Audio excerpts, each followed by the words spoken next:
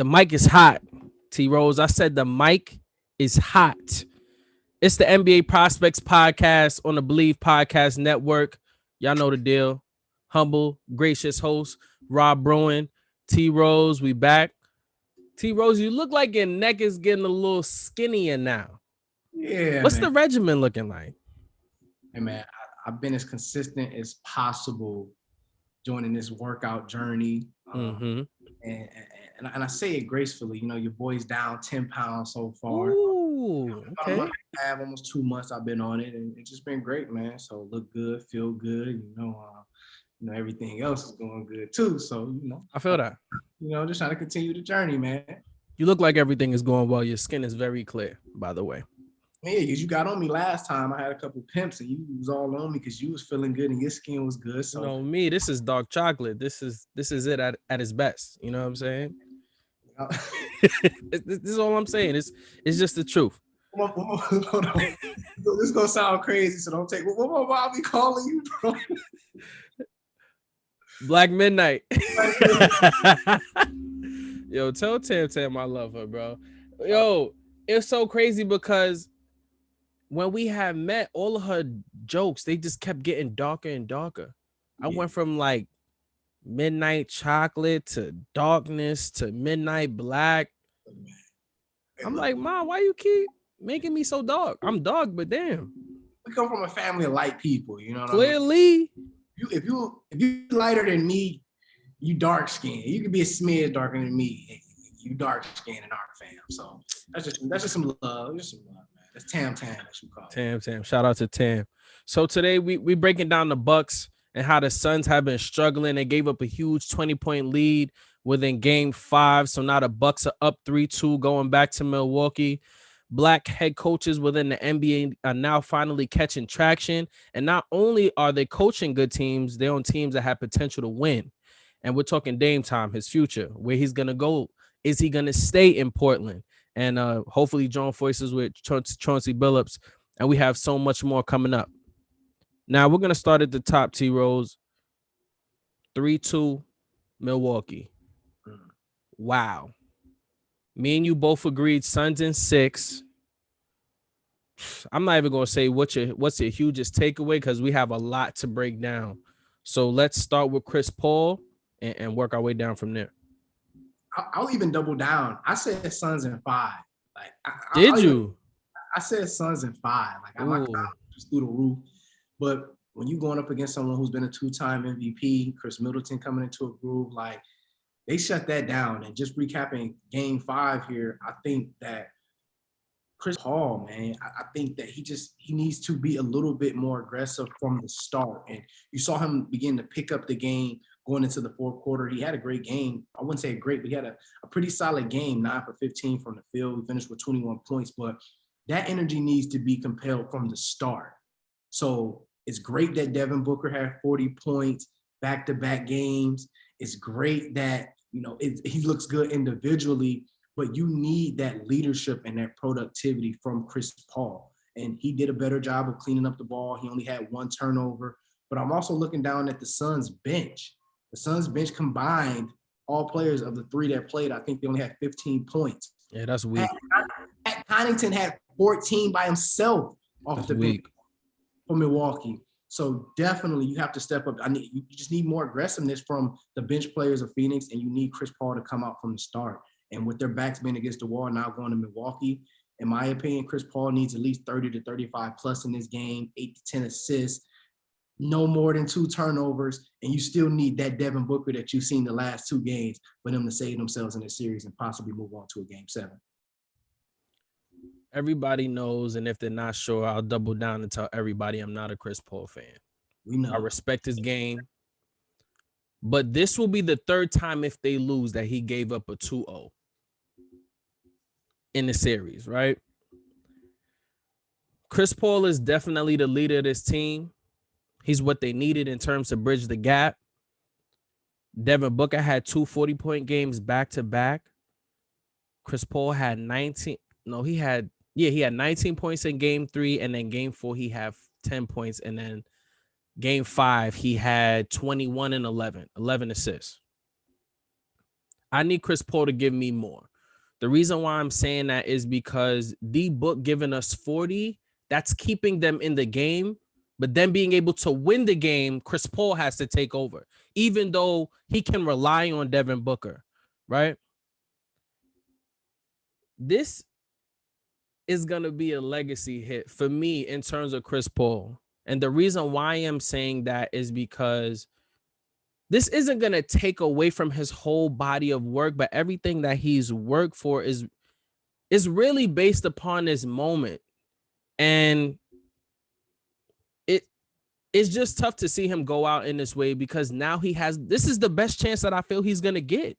It doesn't get any more better than this. And then now, he's trying to get a bigger bag. And I don't even know if, to be honest, we should give him that if he can't lock down on this season and win the chip. So with saying that, the MVP, if Phoenix can pull through, I think is up for grabs now because it was originally Chris Paul for me. But now it's between him and D-Book. And at this present moment, D-Book is the reason where they're at. Chris Paul started hot.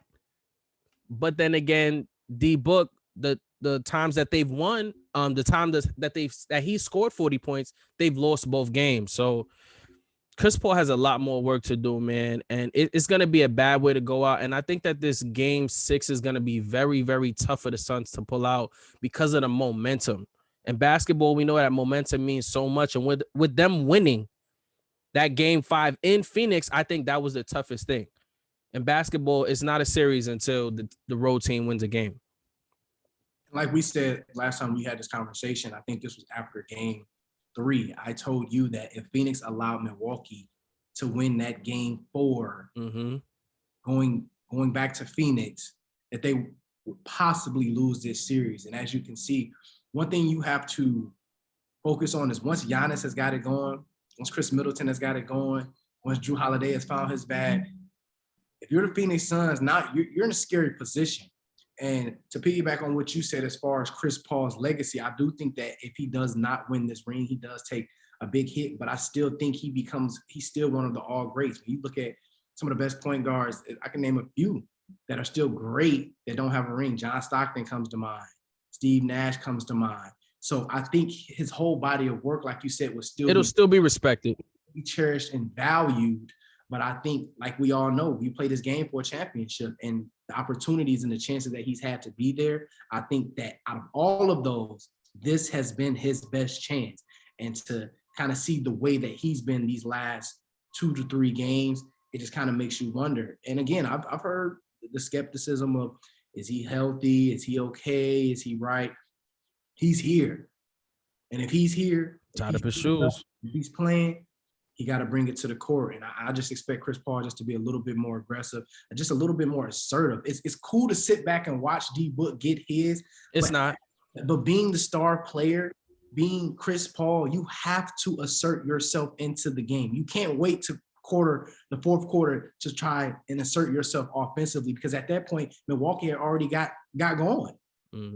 So I think that's going to be the key element, and the bench has to step it up. They have to. You need Cameron Payne to continue to be aggressive, penetrating the offense, scoring, kicking. You need Cam Johnson. We know that he can knock down the threes. He can get to the basket and finish. So you need that productivity from everybody. That's the thing. That's been their key element, being a team, the conglomerate, the team aspect that they have. That's been their key element. And I feel like they've kind of shied away from that and put everything into D-Book's hands these last few games. But if they want to stay in this series and force a game 7, you're going to need everybody to be hitting on all cylinders. And here's the thing, too. As you can see, with D-Book doing all this scoring, they're not winning. They function better when Chris Paul, I'm not saying is the number 1 scorer, but is scoring over 30 and having D-Book pull it up at the end. And this is something else I want to double down on. You can still be great, at least to me, and still be a loser. The reason why I say loser is because you didn't get a ring. Now, I know a lot of people might not like that term, but you can still be great and not be a winner. The list goes on. Iverson, Charles Barkley, John Stockton, Karl Malone. I mean, the list goes on. And when we look at Chris Paul as a whole, this is what we need him to do for him to be in that conversation. I don't want to hear nothing about top 5 if he can't solidify this win. That's just how I feel. He cannot be in the conversation of top 5 if he doesn't get this win.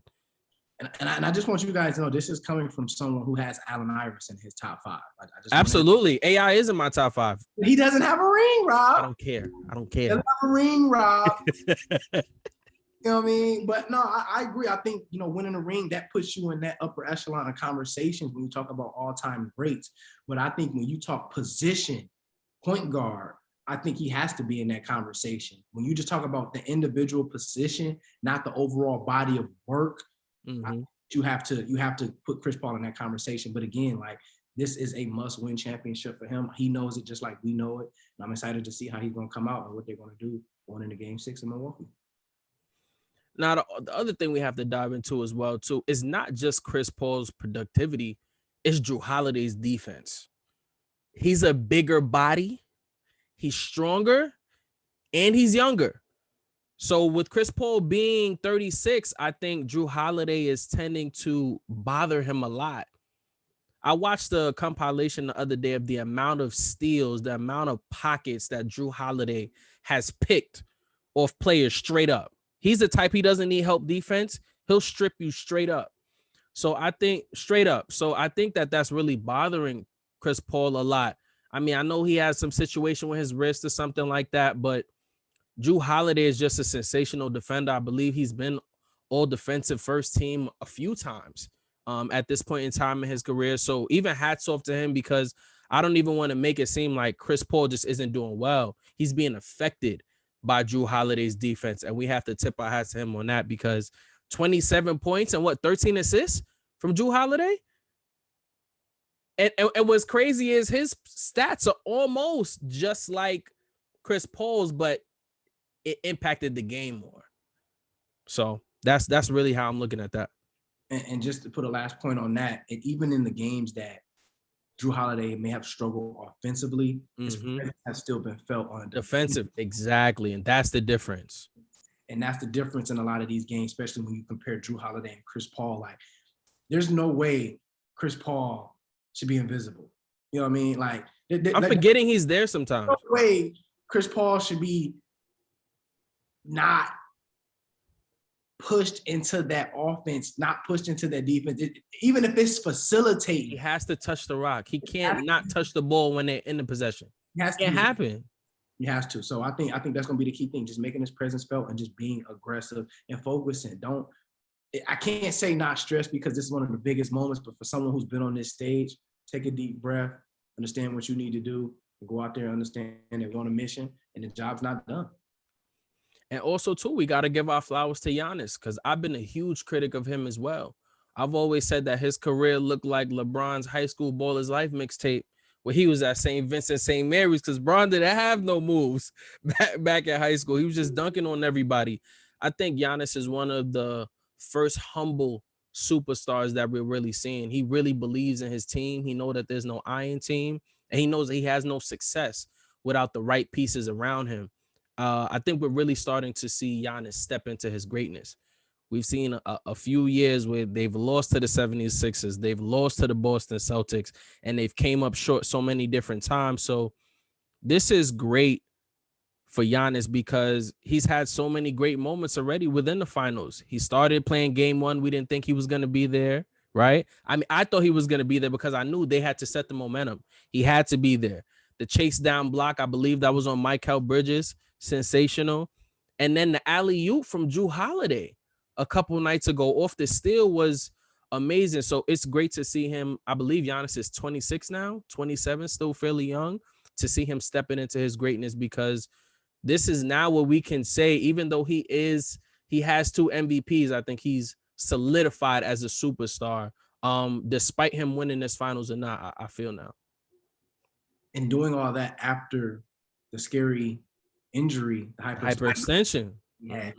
For me, I was one who thought that maybe he may not be finishing out. I mean, just looking at the severity of what had happened with his leg, his reaction. So to see him come back as strong as he has, and not just come back, but literally dominate after coming back. I mean, he's playing like he won a ring, man. He's playing like he won it. He's playing like people have criticized him and diminished his legacy and what he can do based on him not having one. and now he's dove in full-fledged, and he's on a mission to get one. I actually think that this is going to be one of the finals that are like labeled as one of the most bittersweet, because we want to see both superstars win. You want to see D-Book get his first one. You want to see Chris Paul get his first one. And of course, you want to see Giannis get his first as well, but it's going to be at the expense of one or the other. So next game is tomorrow, 9:00, I believe. Stay tuned in. And T-Rose, tell me what you think is going to be the one takeaway that they need to, either team will need to adjust to get a guaranteed win on Tuesday night. Well, if you're Milwaukee, you want to keep doing what you're doing. Just playing aggressive, sharing the ball, just playing as a team overall. Like, it's crazy to see. Like, Milwaukee's really getting off when you look at. They getting busy.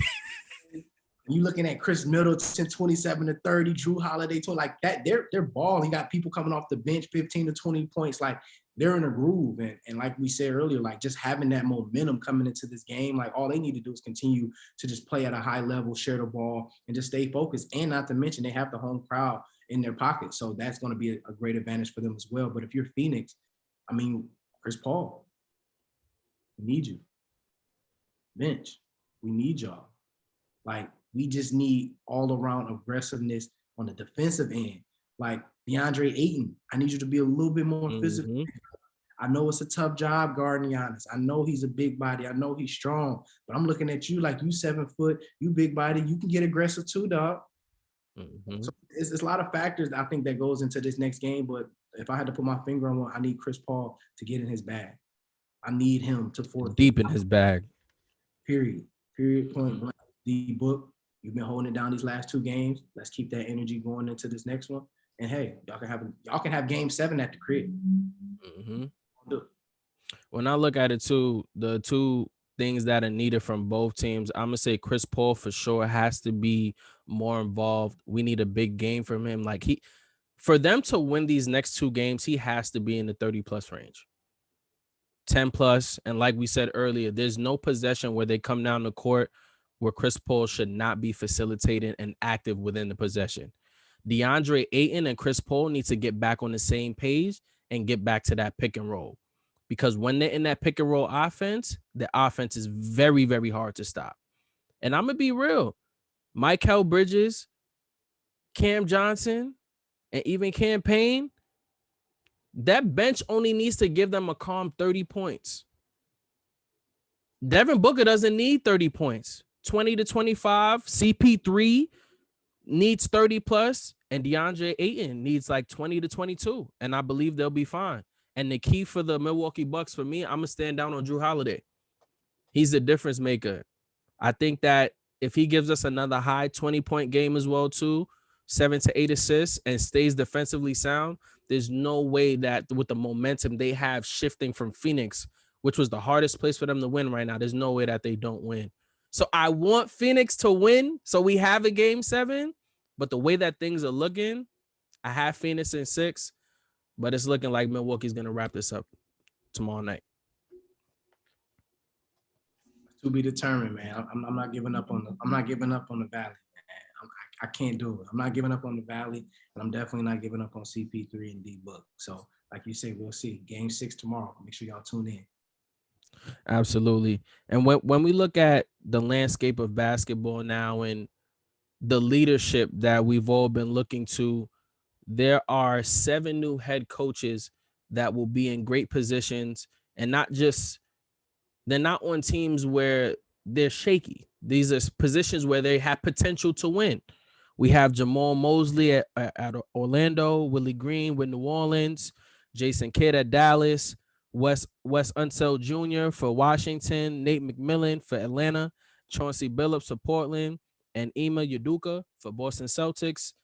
I think that this is going to be good, man. And I'm going to say out of the 7 that I'm very happy to see is Chauncey Billups. I think Chauncey Billups is one of those players that underappreciated in a way because he's a quiet winner. They named him Mr. Big Shot for a reason. One of the best free throw shooters that I've ever seen in the game. Took down 2 of the biggest in the game at Kobe and Shaq in their primes. And there's no other better player to have running a team than Chauncey Billups because he can connect with Damian Lillard. Point guards have the ability to see the floor, know what all the positions on the court need. And I think that him and Damian Lillard, they have a similar demeanor and aura to them. They have that underdog feeling. They know what it feels to take grit and pound the pavement and do everything they have to get the win. So I'm hoping that Dame stays long enough so that Chauncey Billups can actually work with them this year. That's a great pick, and big shout out to all the coaches who found themselves in successful positions or just having a job in the NBA in general. As you know, we young black men, and seeing that happen is transcending. It's been a long time coming for this opportunity to happen. And big shout out to Chauncey. You know what he's done for my city of Detroit. Last championship back in 2004. So I'm definitely happy to see him teaming up with your boy Dame. But for me, I would have to go with Mr. Willie Green. Down in New Orleans. Sniper pick with Zion. Detroit's very own. Cooley High, what's up? Like, I think what he's going to be able to do with a player like Zion, they still have Lonzo, they still have Brandon Ingram. He still has a young core of players that he can still work with and develop and build a culture down there that'll make it appeasing for other people to go down there and play alongside of those young players. So I think I'm excited to see what he's going to be able to do. And don't be surprised. And I don't know why, for me, I feel like I see in the near future, LaMelo say Ball, it. I for some reason, I feel like LaMelo Ball might make his way down to New Orleans with this Willie Green trade now. Green now becoming the coach. You think so? I do. I think now, and obviously he's still going to be with Charlotte for a little while, but I think now if he's able to cultivate that culture and get someone like LaMelo down there, other young players, maybe some veteran leaderships as well. I think that New Orleans is a team you're gonna look up in about 2 years, maybe even a year. There'll be a team that you will see in the second round playoffs. I mean, the West has been a little shaky this last year too. So you never know, man. That could be a team you look up in 2 to 3 years, and there'll be a team that's making that push to the second round of the playoffs, maybe even Western Conference Finals. So obviously that's to be determined, but I'm definitely excited to see what Willie Green's gonna be able to do down there in New Orleans. It's so funny you say that because the New Orleans Pelicans are the Western version to me of the Charlotte Hornets. Both very, very young, have talent, and it's so funny. I think I saw the same crystal ball you saw in terms of LaMelo sliding out to New Orleans. It would be great to see the Ball family and even get Jello to get out to New Orleans as well. Just the whole three. I want to see it. I'm going to be honest. I would be excited to see all three of them play. I think that would really be dope. But I want to end this segment on saying this. Everything that's going on in terms of the black head coaches right now, I want to say personally that these are moments that we're deserving of. This is something that I feel black coaches have earned because 75% of the NBA is black, right? And not saying it in a way where they're entitled to this moment, but they work to be here. It's very different when it's easier to relate to someone when they look just like you and they've been in the same position as you, right? So you got situations where Jeff Van Gundy has to get out of New Orleans. He can't really relate to Lonzo Ball like that. What is he talking to Brandon Ingram about? You know what I'm saying? Like, what are the conversations really like? And then you have the key player in Zion Williamson, where his future looks a little shaky as well, too. So I'm just saying that to say there are a lot of older and young African-American men that deserve to be in this position. And hats off to them because they're deserving. And we need more. We need more. We're going to continue to push this narrative because it's something that's needed for basketball. Now, when we look at Dame Dollar, there's been a lot of chatter about this man being unhappy, things he said that he did not say. But what we do know is Dame wants to win. And I think he's come to the understanding that he can no longer do that in Portland. When you're a player like Dame, who wants to win, who has the heart, who has the talent, I think it becomes a point in your career where you have to understand and know your worth and your value. And I think he's now at that point where he understands that he deserves more. And he's given his blood, his sweat, his tears to the organization in Portland. And I think he wants to let know that some changes don't need to be made. Then I have to now start exploring my options. And I'm not mad at him for that. I've been one who's advocated for him to explore other options because everything he's done for Portland will be appreciated. I still think that he'll possibly have a statue outside the stadium. I think everybody will still love him, but I think he has to now put himself in a position to figure out what's best for him. Because what we all understand and know is that these teams and organizations, they're going to focus on what's best for them. And in this position, to keep Dame and keep him happy will be in their best interest. But if y'all can't do that, you have to understand and respect that he may have other options and may jump ship. So I'm looking to see where he's going to go. I know he wants to stay, but there's so many other places that would love to have him and appreciate him and would put him in a position to be a champion. So we have to see.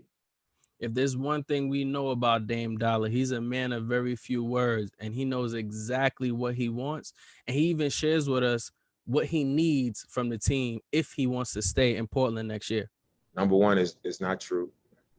And secondly, I'll also say that I haven't made any firm decision. My intentions and my heart has always been set on being in the Trailblazers uniform for my entire career.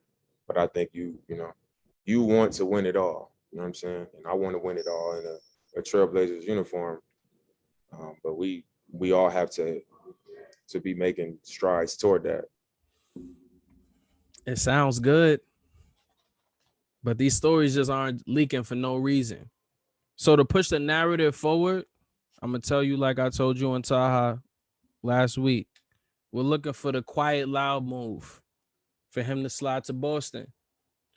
I'm looking for Dame and Jason Tatum to do some good work. Jaylen Brown, we love you. We appreciate you. But it might be time, young fella, to make that move. You could be the man in Portland. You know, y'all could rebuild things. You could get the super max out there. It might be better for you as a whole. But the reason why I think Boston is great because it's a winning culture. It's not as loud as like a New York or a LA. And I feel like he can still create his own. And Jason Tatum, for damn sure, can hold his own. Nobody right now is going to tell me that you picking CJ McCollum before Jason Tatum. It's not happening. Young Uncle told us it's a big man's game, right? 6'9", 220. Jason Tatum, he's knocking on the door of, he's the leader of the new school. He's right there with the Trae Youngs and the John Morants and the Donovan Mitchells. He's in that conversation. So it'll be great to see Damian Lillard pair up with somebody that, even though is young, can carry the load from a scoring standpoint and knows what it is to be a superstar. And I think Jason Tatum is going to be exactly that. I think that's a good pick. But, I mean, I know Dame, he wants to win right now. And going to Boston, that wouldn't happen. Might take some time. May take some time because there's other pieces that need to be filled because we've seen him play along other players that are good at scoring, that can be a go-to guy on certain nights, playing along CJ McCollum. But we know to win a championship, you have to have a way bigger picture than that. So I think he wants to go somewhere that truly has potential. I wouldn't be surprised or hesitant to say the Knicks is a good place for him to go.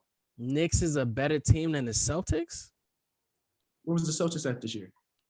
They both made the playoffs. Where were the Celtics They at? both got bumped in the first round.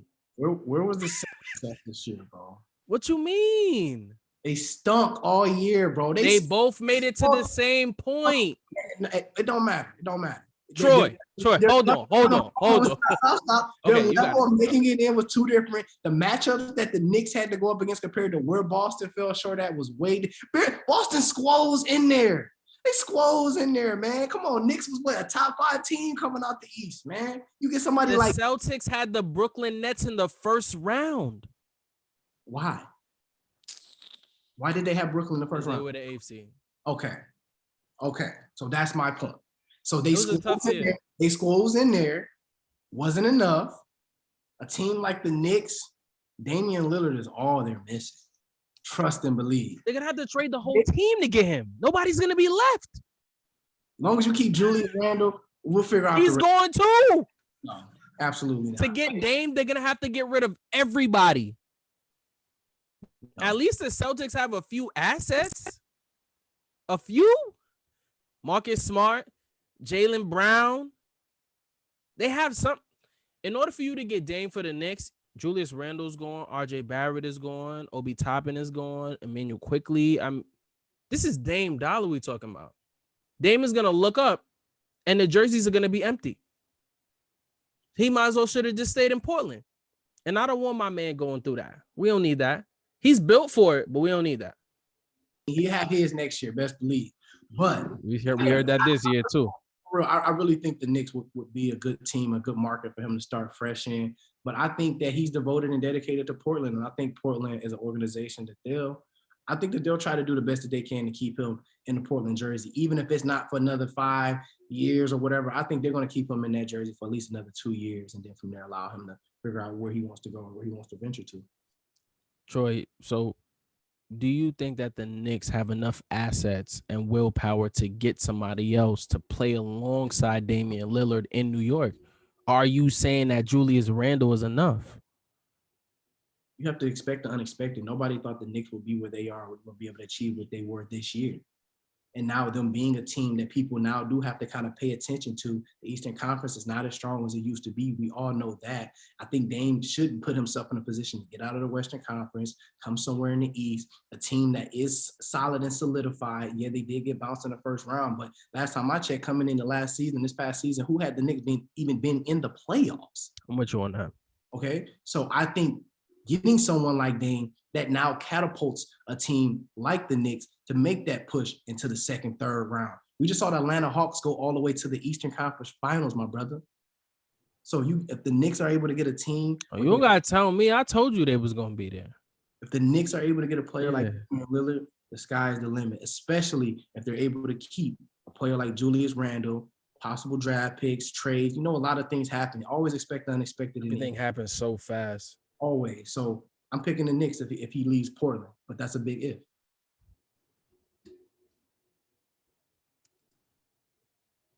Nah, man, you do it, bro. You the host, bro. So apparently down in the A, they still out there hijacking cars. People out there riding on cinder blocks. And the kicker from the Atlanta Falcons, Young Ho Ko, is out here with no cleats because they stole his whip. The man said, keep the car. I just want my cleats back. This is a PSA. If you go to the A, don't drive anything nice because it's very hot out there right now. And they don't care who you is. You can play for our team. We don't care. That's what I'm saying. The disregard, you're gonna steal. He's family. So you know what they're gonna do to me and you. Nah, look. I mean. But listen, I respect him. First and foremost, he's Jeep gang, so I respect that. Jeep gang. Just look, keep the whip. Just give me the cleats back. Yo, that's the line of the sentence. Well, first of all, I know you're getting paid, brother. You can get a pair of cleats. But those must be some special cleats, my guy. If he wants his cleats back, give that man his cleats. Give that man his cleats back. Keep the whip. Just make sure he get his cleats back. NFL season is about to start back soon. Training camp's getting ready to come back. All of that. Let's make sure that my boy get his stuff back. But you got to be careful in the A, man. I mean, I thought it was just going crazy around All-Star Weekend and all that time period. But still going. It's still spicy, man. So make still sure up. Y'all whips. Make y'all get them tire locks on your cars. All of that. Be safe down there in the A for sure. Now, this is a sports podcast. We love basketball specifically, but apparently twerking is a new sport because Megan Thee Stallion is on the front page of Sports Illustrated looking like a snack. How do you get season tickets to that? How do you get season tickets to whatever Meg Thee Stallion's done to get Sports Illustrated cover? I'll tell you this. I did some research. She's all first team twerker. Mm-hmm. 3-time MVP. I would agree. And I think she's running up for another MVP this year too, because she hot. She got my vote. I'm with you on that. Shout out to Meg though. Cover is fire. Keep doing your thing, and shout out to you and Party. Y'all look like y'all are in blissful love right now.